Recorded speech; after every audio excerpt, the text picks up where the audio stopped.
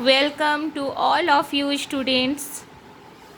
अभी जब तक हमारे देश में, हमारे राज्य में, हमारे शहर में लॉकडाउन चल रहा है और आप सभी विद्यालय नहीं जा रहे हैं, तो हम लोग एक छोटा सा कोशिश करेंगे बेसिक इंग्लिश ग्रामर सीखने का।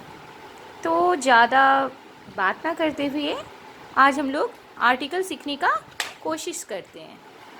आर्टिकल एक ऐसा शब्द है या इंग्लिश ग्रामर का एक ऐसा टॉपिक है जो क्लास 3 से लेके अपर क्लास तक आप सभी के लिए इम्पॉर्टेंट है। हालांकि इसका लेवल अलग अलग होगा, तो आज मैं बिल्कुल छोटे क्लास के लेवल जैसे आर्टिकल। जब भी हम लोग कोई भी शब्द सुनते हैं, खास करके इंग्लिश ग्रामर में, तो पहला आपके मन में सवाल होना चाहिए कि ये क्या है, ये क्यों यूज़ करते हैं और कहाँ यूज़ करेंगे हम लोग। ठीक है, तो आर्टिकल किसी भी चीज़ का अकेला होने का बोध कराता है। ठीक है, हमारे इंग्लिश ग्रामर में 3 आर्टिकल है, ए, एन और द। इसमें ए और एन को हम लोग इनडेफिनिट आर्टिकल एंड द को डेफिनिट आर्टिकल कहते हैं।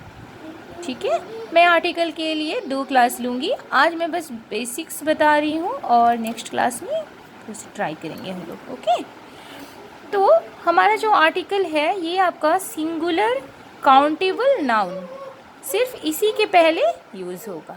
ठीक है, अब सवाल है कि ये जो 3 वर्ड मैंने लिखा है इसका मतलब क्या है। सबसे पहले नाउन पे आते हैं, तो मैं आशा करती हूँ आप सभी को नाउन यानी कि संज्ञा क्या होता है। किसी भी व्यक्ति, वस्तु, स्थान। Name of a person, place और थिंग इज कॉल्ड नाउन, या उसी को संज्ञा कहते हैं। यानी किसी भी चीज़ के नाम। ओके, इसके बाद यहाँ आते हैं सिंगुलर और काउंटेबल, ये दोनों का क्या चक्कर है। तो सिंगुलर यानी कि ऐसा शब्द जिससे एक का बोध हो, जैसे कि एक लड़का, लड़कियाँ। लड़का अगर हम बोल रहे हैं यानी कि बॉय, तो उससे आपको पता चल रहा है कि एक लड़के के बारे में बात की जा रही है। और अगर बॉयज़ या लड़कों बोला जा रहा है तो साफ साफ पता चल रहा है कि एक से ज़्यादा है। ठीक है, अगर मैं काऊ बोल रही हूँ यानी कि एक गाय, तो वो सिंगुलर है। और अगर काउस बोला जा रहा है तो वो सिंगुलर नहीं है।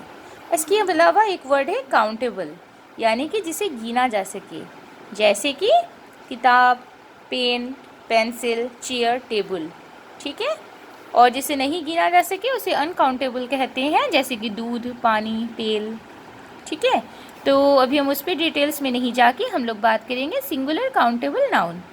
तो जहाँ भी किसी ऐसी चीज़ का नाम, किसी ऐसे वस्तु का नाम जो आपका एक हो संख्या में और जिसे हम गिन सके, उसके पहले हमें ज़रूर से ज़रूर आर्टिकल यूज़ करना होगा। ठीक है, यही हमारे इंग्लिश ग्रामर का नियम है।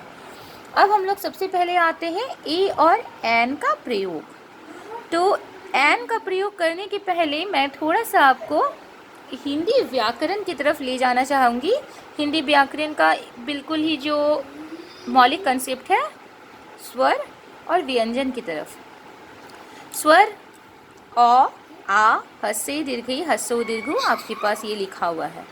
और इसके अलावा जितना क से लेके ज्ञ तक है ना, क ख ग ख, क से लेके ज्ञ तक हमारा व्यंजन ध्वनि है। तो यहाँ मेरा जो है एन, एन का प्रयोग स्वर ध्वनि के पहले होगा। ऐसे देखिए, इंग्लिश में स्वर का इंग्लिश होता है वॉवेल। स्वर का होता है वॉवेल, जो कि हमारी इंग्लिश में 5 है, ए, ई, आई, ओ यू। हमारे इंग्लिश में 5 वॉवेल है, ए, ई, आई, ओ, यू। ठीक है, लेकिन हमें एन का प्रयोग सिर्फ इनके पहले नहीं करना है। ठीक है, हमें ध्यान देना है कि हम जो भी शब्द लिख रहे हैं या जो भी शब्द का उच्चारण कर रहे हैं, उसके पहले ध्वनि स्वर है या व्यंजन है।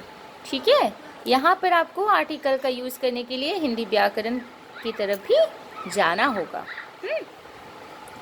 एन, तो हम लोग जैसे यूज़ करेंगे एन एप्पल, यहाँ पर ए है, ए का उच्चारण हो रहा है, ए आपका स्वर ध्वनि है ना।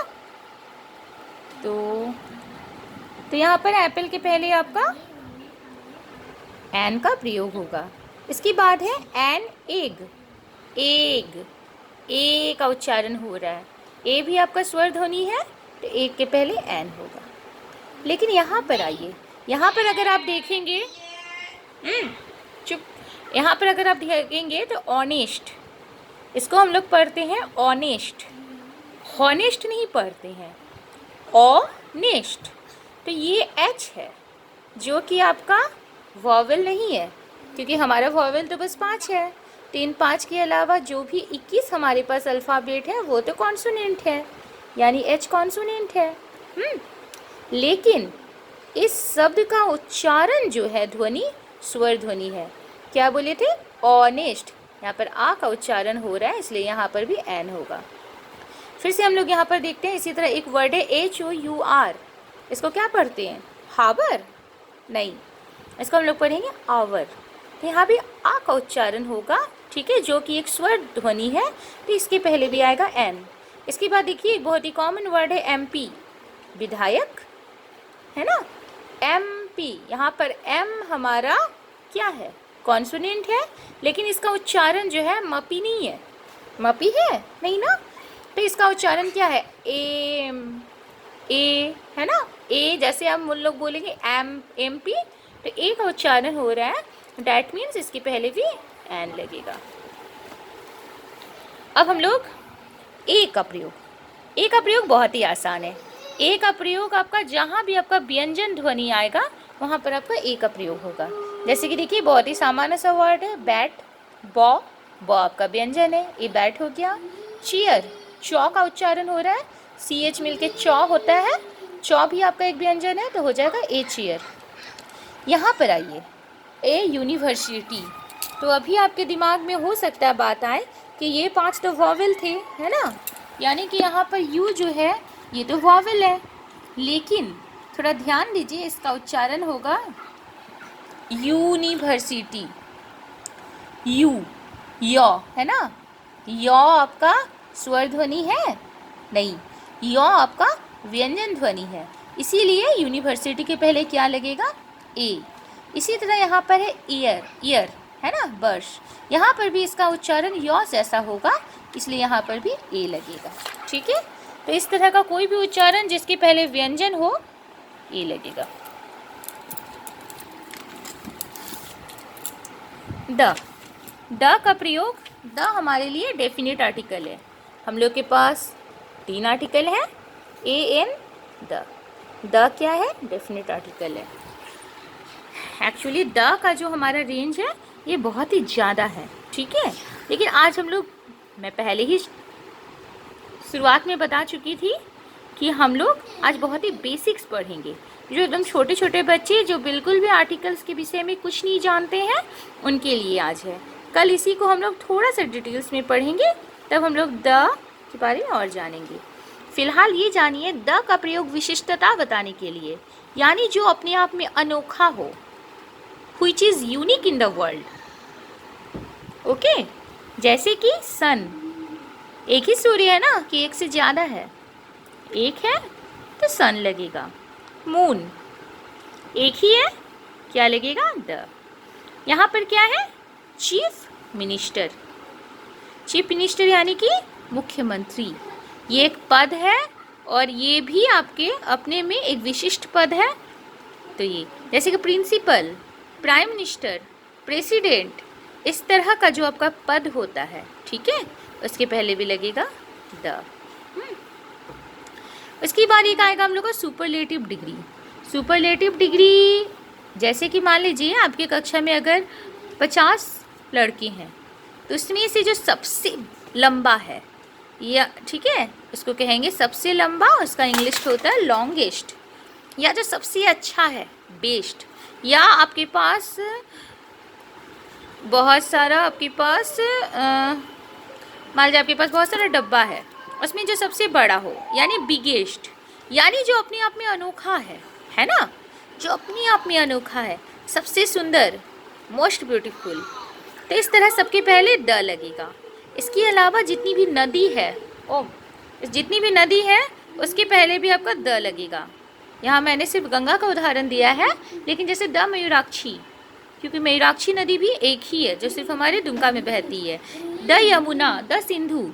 उसके अलावा पहाड़ के नाम के पहले the Himalaya, the Vindhyachal, the Hijla, क्योंकि ये सब भी एक ही है। अच्छा, अब हम लोग का किसी भी नाम की पदवी के पहले, जैसे कि मान लीजिए मोहनदास करमचंद गांधी, उनके पहले हम लोग द यूज़ नहीं करेंगे, लेकिन चूंकि उनको दिया गया है महात्मा नाम, तो महात्मा नाम के पहले द यूज़ होगा। इसके अलावा मान लीजिए जैसे विवेकानंद, तो उनके नाम के पहले द यूज़ नहीं होगा, लेकिन अगर मैं स्वामी जी कहूँ तो उनके नाम के पहले द यूज़ होगा। तो इस तरह आज आप लोगों को एक छोटा सा प्रयास था आर्टिकल के बारे में एक सामान्य ज्ञान देने का। तो आप लोग हमेशा एक चीज़ फिर से मैं आप लोग को रिवाइज करवाना चाहूँगी कि आर्टिकल का प्रयोग जो है वो सिंगुलर काउंटेबल नाउन के पहले होगा। सिंगुलर काउंटेबल नाउन के पहले होगा, यानी जो अकेला हो, जिसको गिन सके, ऐसे किसी भी वस्तु के पहले आर्टिकल का यूज़ करना ही करना है। एन का प्रयोग होगा स्वर ध्वनि के पहले, ठीक है। किसी भी शब्द उसके अगर उच्चारण स्वर हो तो हम लोग ध्यान देंगे, यानी कि एन और ए के प्रयोग का उच्चारण पे ही निर्भर करता है। इसी तरह ए का प्रयोग करने के लिए हम लोग व्यंजन ध्वनि का प्रयोग करेंगे, और द का प्रयोग में उच्चारण नहीं है, जो अपने आप में विशिष्टता हो, बताता हो, या जो अपने आप में अनोखा यानी कि यूनिक हो, उसी के नाम के पहले द यूज़ होगा। ओके, अगर आप लोग को अच्छा लगे तो बताइएगा। तो फिर नेक्स्ट आर्टिकल का क्लास करेंगे। Bye, take care, stay safe in home, bye.